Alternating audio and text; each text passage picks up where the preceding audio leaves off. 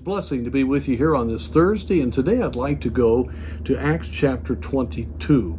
Here we find the account of the Apostle Paul giving his testimony after he had been apprehended in Jerusalem, giving it there from the steps of the fortress of Antonia, and he is letting them know how God had changed him from being a Pharisee of the Pharisees to the leader of taking the gospel to the whole world, especially to the Gentiles to the west.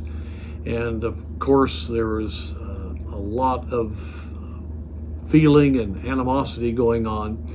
But as he gives his testimony about how he had the light on the road to Damascus, and Ananias came to him and restored his sight after he came to trust in Jesus as Messiah, he then talks about the commission that the Lord had given to him once he had been saved.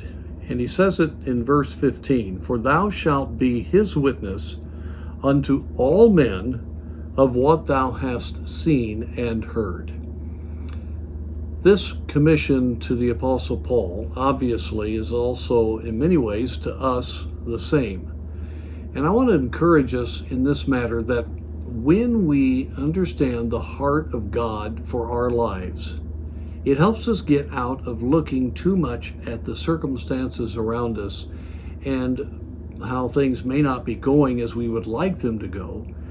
And the reason that it gets us out from that is that we begin to realize that even the people that may be causing negative things in our lives, or the circumstances, are for the furthering of God's work, and that these people need to be reached in this commission that God gave Paul and God gives us. And I just want to break it down real quickly here. The Lord said, "Thou shalt be his witness and unto all men." We are to be the witness of God, and we are to witness what we have seen and heard. You see, if we're walking with God, the Word of God's becoming real. We're out walking by faith and giving the gospel and talking to people and encouraging and counseling Christians and praying for God to work. We're going to have a lot of things that are supernatural that happen in our life. And it's going to be, of course, very encouraging for us, but then we can witness, testify of the greatness of our God. I believe one of the main reasons people do not give the gospel is that they're not seeing God work in their personal life. So the whole truth about what God can do in the life of another is not as real, because God is not being allowed to do that kind of work in their own life. But when we're excited about God doing wonders in us, then we're going to be excited about telling someone that they need to be saved or they need to grow in the Lord, because it's so real. We're testifying of the things that we have seen and heard.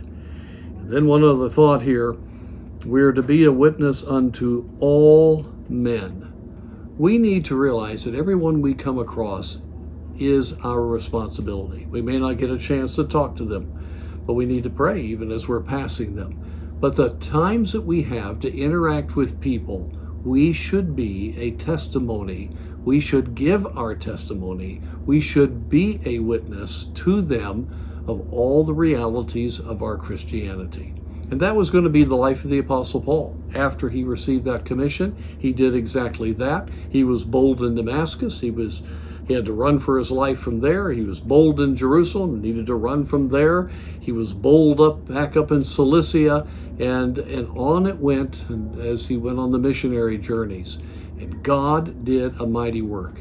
And so, though he faced a lot of discouraging things, he was encouraged in the fact that God was using him, and he had the privilege of witnessing of what he had seen and what he had heard.